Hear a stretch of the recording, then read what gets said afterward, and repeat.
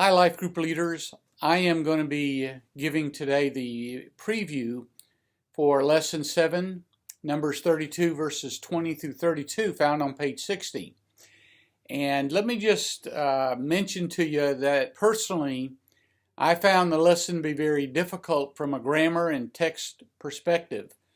And what I mean by that is we don't find the text laid out in like points of 1, 2, 3 that can be easily grabbed.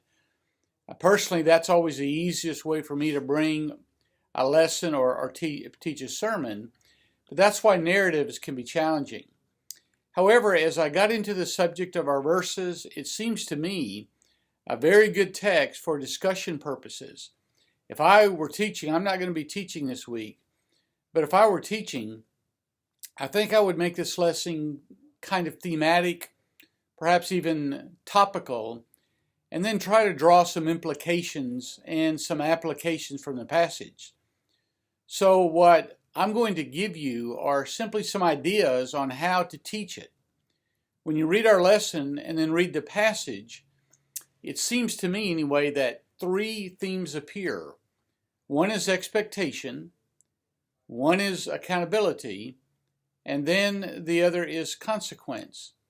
Now, as the children of Israel prepare to enter the promised land, Moses lays out for the nation, and especially for the 2.5 tribes, what he expects.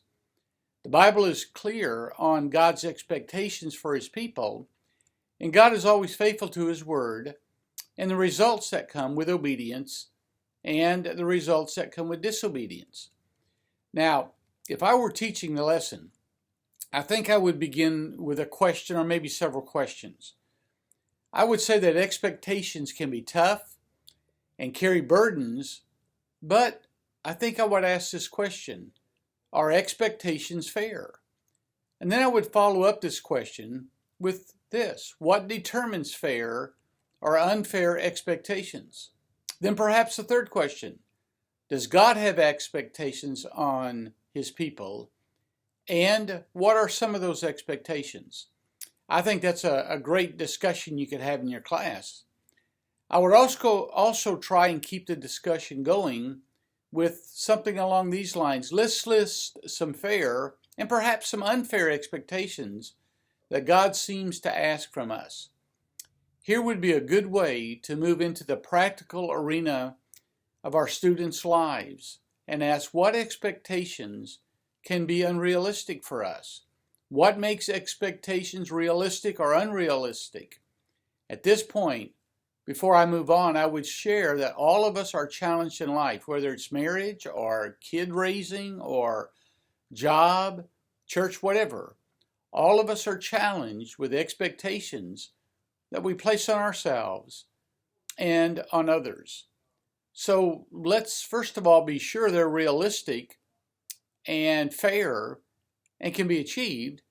And number two, let's be sure any expectation is communicated clearly. That's one thing I like about the Bible. God's very clear to us in his word what he expects from us. And if we don't do it, it's not his fault, it's our fault. Now, after this, and that may even take up most of your lesson time, but after this, I would lead my class to understand that realistic expectations always must have accountability. In our text, we find 5 conditional statements. Now, conditional statements are the if words in Scripture. Usually, if statements have a corresponding then. Notice our text will kind of flow this way: if you do, but if you don't do, then. And that's kind of the way the conditional statements in the Bible usually run. Now, why is accountability important? Well, most people won't stay on track. Most people won't give their best if they do not have anybody looking over their shoulders.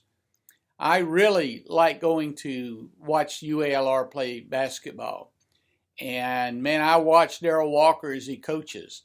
And he's doing a good job this year, and they have a pretty good team this year. It's because he lays out some big expectations, and he expects them, holds them accountable to play the way he expects. And I think this area of accountability would be a great discussion point.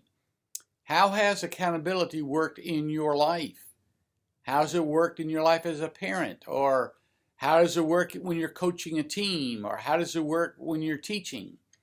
How do you administer accountability to your kids? And then perhaps you could brainstorm some ways that all of us can do it better. As I close the lesson, I think I would draw attention to this truth. Expectations and accountability always have consequences. Now, the consequences can be good or bad, but consequences come. In our lesson, we see a good consequence, don't we? The 2.5 tribes did cross over the river and help their brothers, and this was good. They said they would do it, they did, and they're to be commended. However, while our story does not mention it, there's a negative that can be drawn as well. Because they chose the land on the wrong side of the Jordan, they suffered greatly later. Because they were given to livestock, and the land seemed to be good for that, they did not cross over the Jordan. And this led to isolation from the rest of the nation and put themselves outside of protection. Frankly, we need each other. That's why a church is important. We frankly need each other, and we need the protection that each of us give to each other. These 2.5 tribes never entered into the national life of the nation. They settled far from the religious center of the nation, first of all Shiloh and then Jerusalem.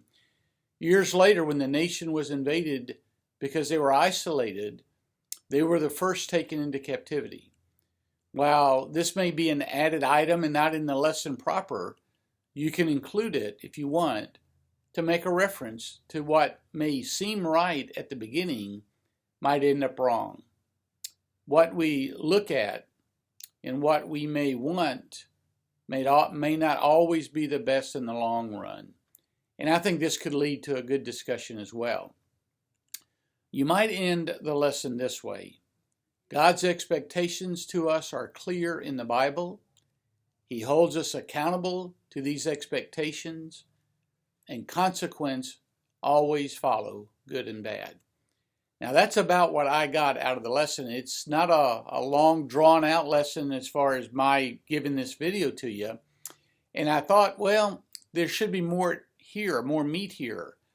But after I got to reading it and looking at it, I got to thinking this could be a great lesson for some really great discussion in your class. You can talk about God's expectations and expectations on your own lives. You can talk about the importance of accountability. We need accountability. We need people looking at us, asking us hard questions, speaking into our lives.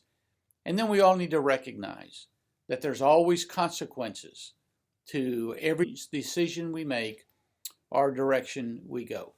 Well, I hope you have an enjoyable lesson with your class. Thank you for what all you do. I'm excited about this new year and what God's going to do at Indian Springs Baptist Church this year. God bless you. See you Sunday.